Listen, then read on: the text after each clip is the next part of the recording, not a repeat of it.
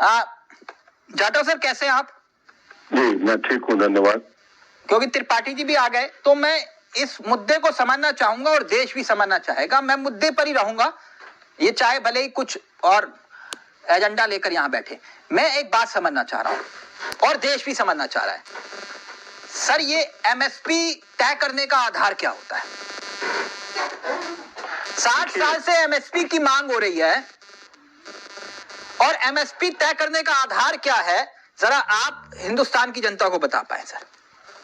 देखिए, एमएसपी का सही मायने में अगर बहुत सरल भाषा में इसको अगर डिफाइन किया जाए तो किसान की जो जमीन है उसमें जो उसकी लागत लगती है उसमें 50% जोड़ करके जो रेट बनता है उसको मिनिमम सेल प्राइस माना जाता है।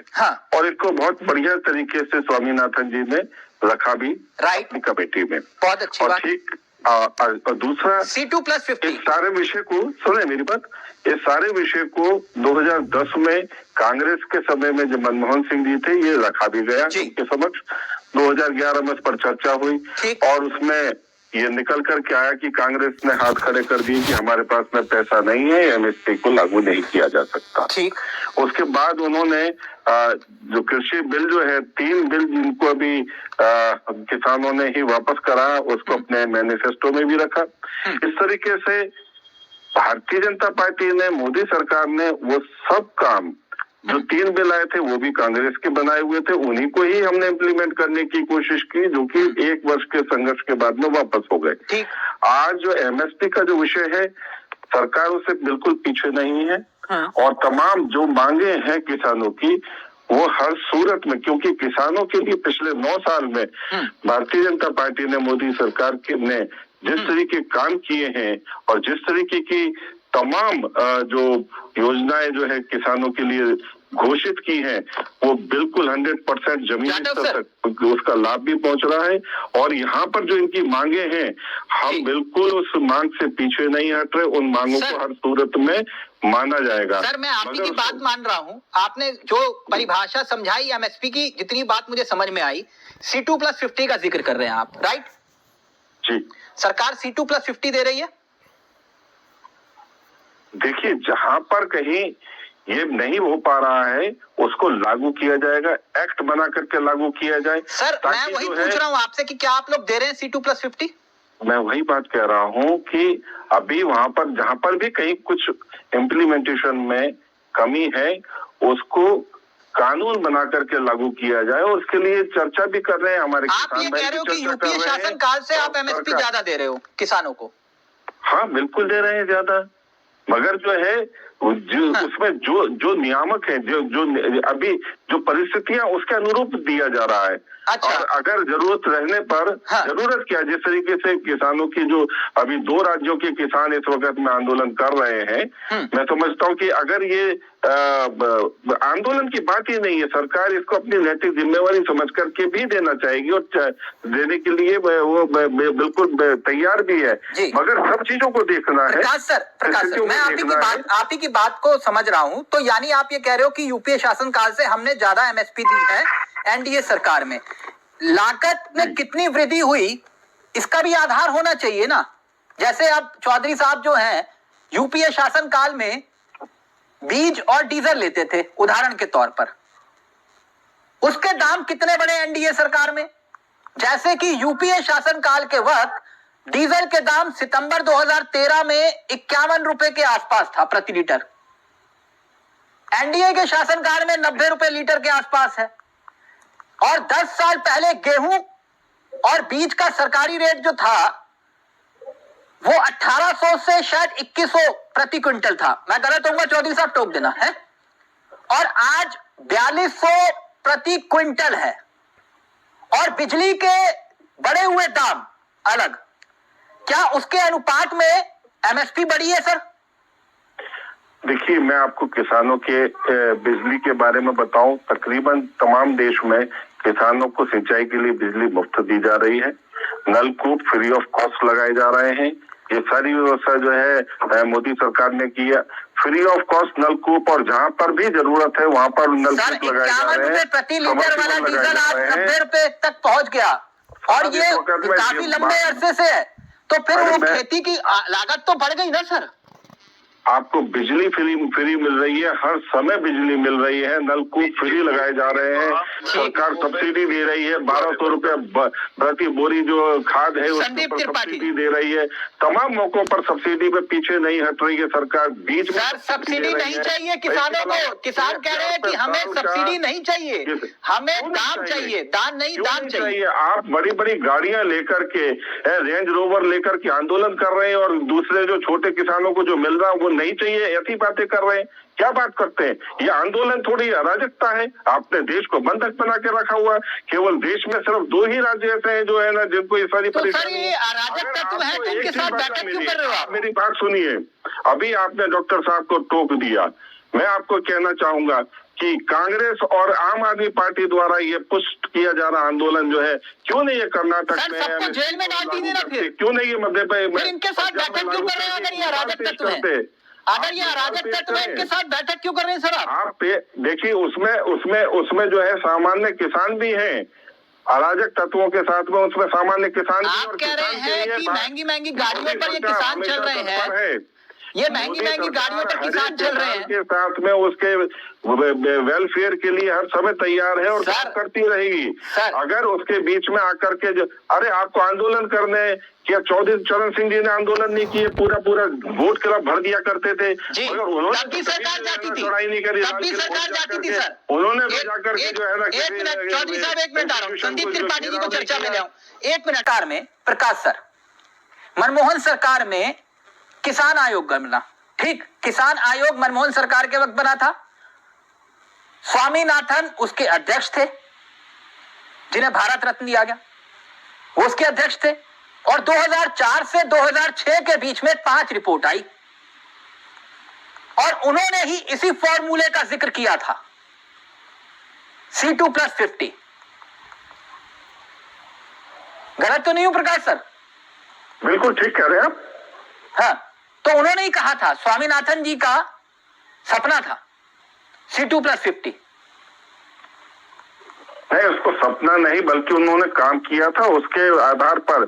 हाँ। ठीक है, उन्होंने उसको बनाया क्योंकि वो कमीशन के अध्यक्ष थे, और उस कमेटी पर जो मैंने बताया कि उस जो उन्होंने दिया उस पर जो MSP पर 2010 में चर्चा हुई, पहले भी चर्चाएं हुई। मैं उस वक्त में जो 2010 में उस विषय पर जो चर्चा हुई, 2011 में उन्होंने कहा, हाँ। कांग्रेस ने, कि हमारे पास पैसा नहीं है MSP लागू करने के लिए। सर हमारे पास अब तो है ना पैसा।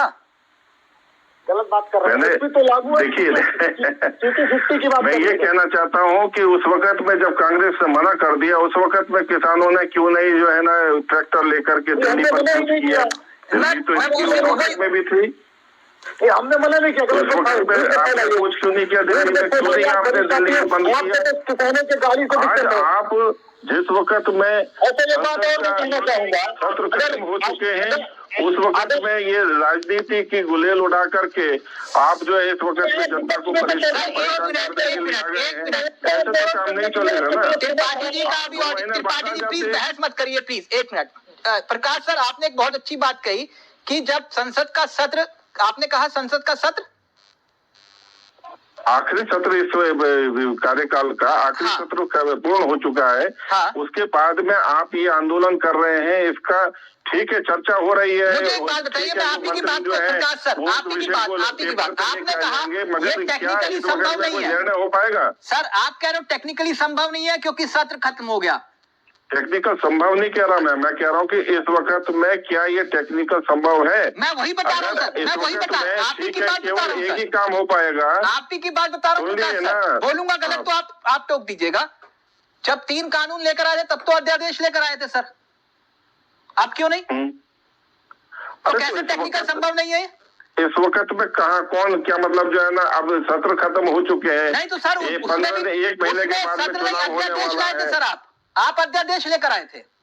हाँ, तो अगले सेशन में जो तीसरा सत्र आएगा जिसमें हम दोबारा सरकार बना करके आएंगे, उस वक्त में लाएंगे ना अध्यादेश। अच्छा, तो अब अभी अध्यादेश नहीं आ सकता। इस वक्त में जो अभी टेक्निकली अध्यादेश नहीं आ सकता। ओके चौधरी साहब, वो नहीं है, क्या नाम, व्यवस्था नहीं है। जाटव सर ये बता रहे हैं आप लोगों की मंशा, आप लोगों की मंशा ठीक नहीं है कि कुतर्क नहीं करना है, मगर ये जो प्रश्न है वो मुझे नहीं लगता कि तार्किक है।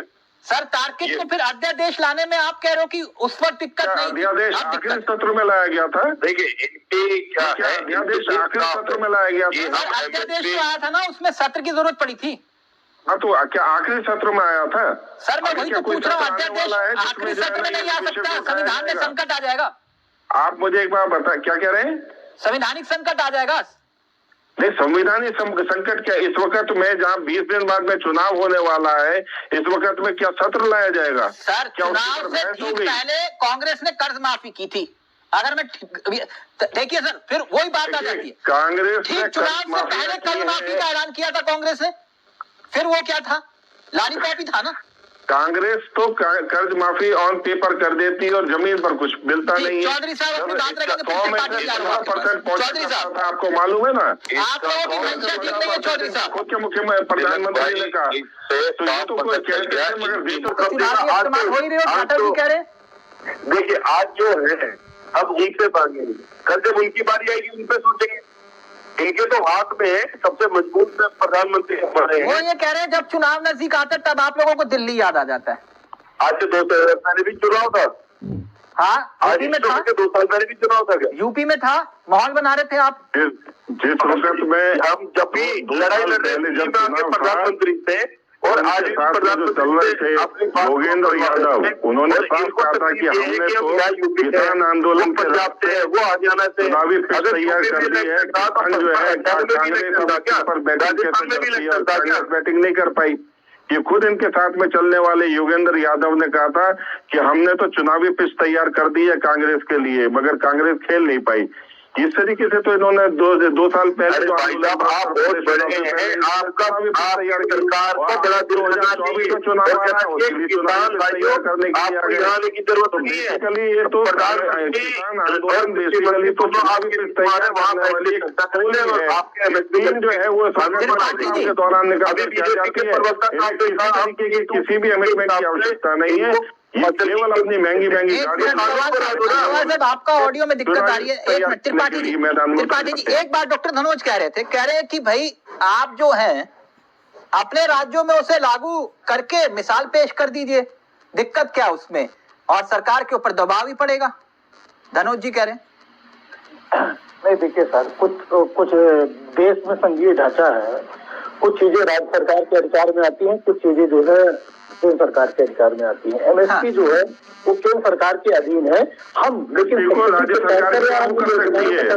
मुझे जाटव जी आप वरिष्ठ साथी हैं, एमएसपी को मैं आपको करेक्ट कर दूं, एमएसपी को चाहे तो राज्य सरकार भी लागू कर सकती है। आप ये समझा रहे हो त्रिपाठी जी, स्टेट सब्जेक्ट नहीं है एमएसपी, नहीं कर सकती है, नहीं कर सकती। चुनाव में क्यों ऐलान कर रहे थे फिर? जी सर मैं बता रहा हूँ सर। हाँ रिक्वेस्ट है। स्वामीनाथन जी को भारत रत्न मिला, ठीक प्रकाश सर जी। 19 नवंबर 2021 ये वो तारीख थी जब सरकार ने तीनों कानूनों को वापस लिया था, और उसी दिन का बयान मैं पढ़ रहा था। स्वामीनाथन जी ने कहा कि खेती में संपूर्ण लागत के ऊपर 50% जोड़कर ही न्यूनतम समर्थन मूल्य यानी कि एमएसपी दी जा सकती है। उन्हीं स्वामीनाथन आयोग, और उन्होंने ही जिक्र किया था जब 3 कानून आपने वापस लिए थे। इसके साथ साथ एक बात और जिसका जिक्र होना चाहिए, 2010 में उपभोक्ता मामलों पर एक वर्किंग कमेटी का गठन हुआ, वर्किंग ग्रुप का गठन हुआ, जिसकी अध्यक्षता खुद गुजरात के मुख्यमंत्री, तत्कालीन मुख्यमंत्री और देश के वर्तमान प्रधानमंत्री नरेंद्र मोदी जी कर रहे थे। इस ग्रुप ने 2011 को अपनी रिपोर्ट सौंपी, और उस रिपोर्ट में कहा गया कि एमएसपी को लागू करें, तत्काल लागू करें। तो प्रभु राम की कृपा से तो सर 2024 आ गया। समस्या कहां आ रही है प्रकाश सर? देखिए, जो बात उन्होंने कही, आज भी हम उस पर बिल्कुल तैयार है कि एमएसपी को लागू किया जाना चाहिए, मगर उस जो एमएसपी को जो लागू किया जाना है, अभी उसकी कुछ बैठकें हुई। मैं समझता हूं कि आगामी दिनों में इस पर बहुत बेहतरीन तरीके से क्या व्यवस्था बना करके इसको लागू किया जा सकता है और किया जाएगा भी। प्रधानमंत्री के पास आज था भी उस वक्त गुजरात, आज भी हाँ सुने मेरी बात जी, हम आज भी देखिए, उस वक्त में तो राफेल खरीदने के लिए भी पैसा नहीं था, हम राफेल लाए ना।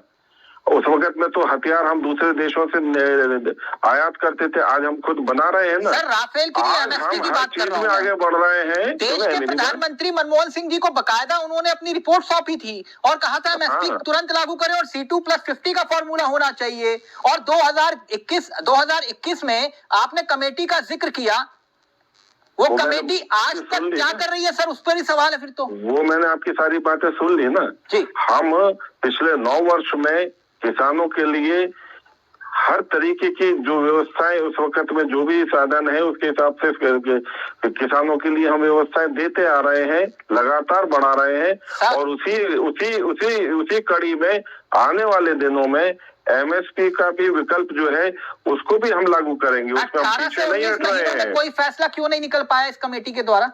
आगे निकल जाएगा क्यों? क्या स्वामीनाथन जी ने जो कमेटी थी वो एक दिन में बना करके दे दी थी? 2004 में नियुक्त हुए और 2012 तक उस पर चर्चा हुई, 2006 में उन्होंने सबमिट किया। तो ऐसा नहीं होता कि एक दिन में सब चीजें बन जाएंगी, इसमें भी बनेगा, इसमें भी बेहतर विकल्प आएंगे, बेहतर तरीके से और अच्छा जो है किसानों के लिए किया जाएगा। एक दिन में हथेली पर सरसों नहीं उगती है, मगर हाँ, मोदी सरकार और मोदी शासन में हर हालत में जो है ये लागू की जाएगी, मैं आपको आश्वस्त करता हूँ। मैं तो आपकी बात मान लेता हूँ, बहुत अच्छी बात है, होना चाहिए। लेकिन भारत रत्न का आप जिक्र करें स्वामीनाथन जी का, उन्हीं की बेटी ने कहा है कि किसान है ये क्रिमिनल नहीं है, जिन्हें आप क्रिमिनल बोल रहे हैं। क्यों नहीं हम भारत रत्न देंगे जिस व्यक्ति ने अच्छा काम किया है? उन्हीं की बेटी कह रही है किसान है सर।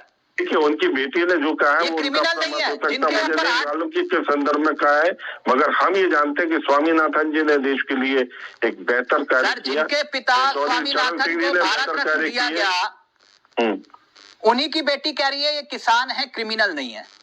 अरे तो मैंने सुन लिया ना, उसी का तो जवाब दे रहा हूँ कि उन्होंने किस संदर्भ में कहा वो जानती होंगी, मगर मैं ये जानता हूँ कि स्वामीनाथन जी ने इस देश के लिए एक बेहतर कार्य किया, किसानों के लिए बेहतर योजनाएं बनाई, उसको किस तरीके से इम्प्लीमेंट करना है उस पर सरकार चल रही है। और आने वाले दिनों में जिस तरीके से भारत रत्न दिया उस तरीके से कि देश के किसानों को एमएसपी भी मिलेगा। हमने चौधरी चरण सिंह जी के भी आंदोलनों को ध्यान में रखते हुए हमने जो है ना भारत रत्न दिया, उनकी भी जो मांगे थी, जो जिस तरीके से वो किसानों के साथ थे, आज हम भी किसानों के साथ हैं। अभी तो आप थोड़ी देर पहले इनको क्रिमिनल बता रहे थे, अराजक तत्व बता रहे थे, और 34 सेकंड में किसानों के बीच में अराजक तत्व बता रहा हूं। मैं इस वक्त भी बोल रहा हूं कि किसानों के बीच में कुछ अराजक तत्व है। हम लोगों को अपने पहले भी ये आंदोलन पवित्र था, इसका जिक्र खुद देश के प्रधानमंत्री ने भी किया, लेकिन तब भी अराजक तत्वों ने इसे हाईजैक करने की कोशिश की और इसका नतीजा लाल किला था और पूरे देश ने वो नजारा देखा। और अगर सरकार की या प्रशासन की तरफ से पृष्ठभूमि तैयार करी है, इसमें आप क्या कहेंगे? वो किसान है। योगेंद्र यादव ने खुद कहा है कि हमने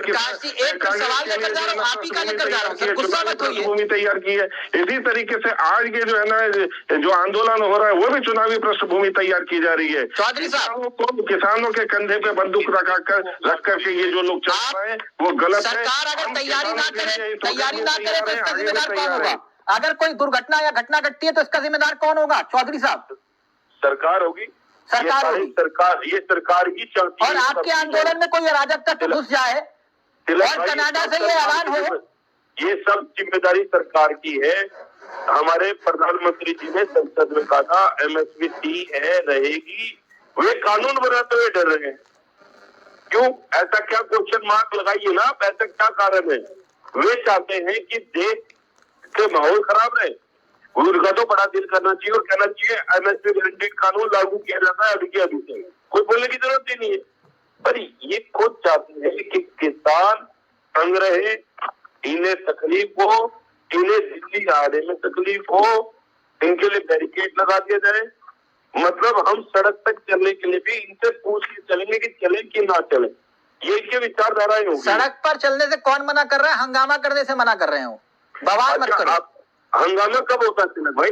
इन्होंने रास्ता रोका है, हम जाति बारे जो भी हो रहा है ना, पूछो और वो कहाँ से आया सब बात रखते चले आते। कुछ कह रहे हैं जाटव जी, क्या कह रहे हैं जाटव जी आप? मैं कह रहा हूँ कि अभी आपने कुछ एक देश का नाम लिया था कनाडा, वो क्या था वो भी पूछे आप जरा, उसका क्या तात्पर्य था? हमने कनाडा का कभी नाम नहीं लिया और नाम हमारे एंकर साहब ने लिया अभी नाम जो है ना, वो किस लिए लिया वो तो आपको बेहतर पता। नहीं जाटव जी आप भी जानते मैंने किस लिए लिया। और ये भी चौधरी साहब भी जानते हैं। नहीं हम नहीं जानते भाई साहब, हम ये जानते हैं हमारा देश आप तो अच्छी तरह और हम साथी भी जानते हैं और आप भी जानते हैं कि क्या इस आंदोलन के कनाडा के साथ में क्या ताल्लुक है, वो आप अच्छी तरह जानते हैं। और आगे बढ़ाइए, और नहीं जानते ना तो जाकर के पूछ लेना अपने साथियों के साथ कि सारी व्यवस्थाएं ये सब चीजें कहाँ से एस्टेब्लिश हो रही है, कौन इसको फॉलो करवा रहा है। भाई तब ये सब जुमलेबाजी है। जाकर के पंडाल में पूछना अगर आप कौन लोग हैं आपके पीछे, कैटेगरी में आते इस हैं आंदोलन के पीछे कौन लोग हैं। किसान नहीं है, बोलने से काम नहीं चलेगा ना। आप ये कह रहे हो किसान कि नहीं ये है, आतंकी किसान है? आपके आंदोलन में किसान शरीक नहीं है। किसान जो है वो हमारे साथ है, आपके साथ में किसान के नाम फिर ये पर जो कौन है है जो आपके सड़कों पर पीछे है? जो है वो आप अच्छी तरह जानते हैं। सबसे बता दीजिए हम कौन है? त्रिपाठी जी एक मिनट, जाटव जी कौन है फिर ये जो सड़कों पर है? किसानों के पीछे जो लोग बैठे हुए हैं, जो जिस तरीके से ये अराजकताएं कर रहे हैं, आप समझ नहीं रहे कौन लोग हैं। किसान इस तरीके से हरकत करता है, या तो हम किसान है या नहीं है। 2 जून की रोटी के लिए संघर्ष करता है और आज जो है वो किसान आज बहुत मुफीद है, बहुत बेहतर महसूस कर रहा है और अभी आने तो वाला आप कह रहे हो कि ये भविष्य बड़ी बड़ी उज्ज्वल है। गाड़ियों में घूम रहे हैं, किसान नहीं हो सकते? बिल्कुल नहीं है वो किसान जो आप किसान बड़ी गाड़ियों में नहीं घूम बड़ी सकता। बड़ी गाड़ियां लेकर के घूम रहे हैं। किसान बड़ी गाड़ी में नहीं घूम सकता कितने सर। खतरनाक ट्रैक्टर लेकर के घूम रहे हैं। ट्रैक्टरों की सूरत देखी है आपने? अच्छा ट्रैक्टर भी किसान किस तरीके से ट्रैक्टर मैं आज देख रहा कि किस तरीके से जो है Tripathi ji please quick reaction, final comment ले रहा हूँ जाटव जी आपका।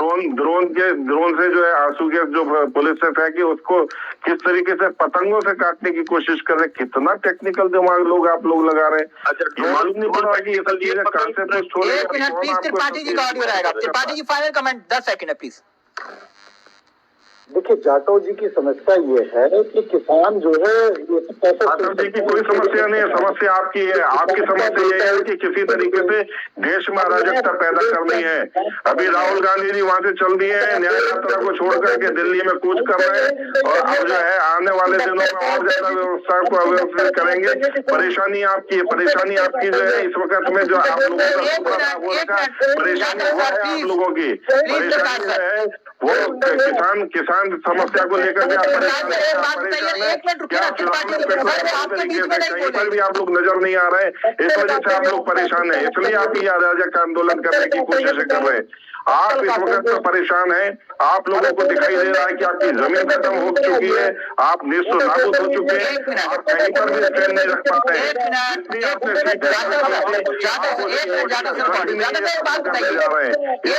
परेशान है, बेचैनी आप लोगों के लिए न्याय यात्रा जो है परेशान है। सर अगर आप तो सियासत खत्म हो जाएगी।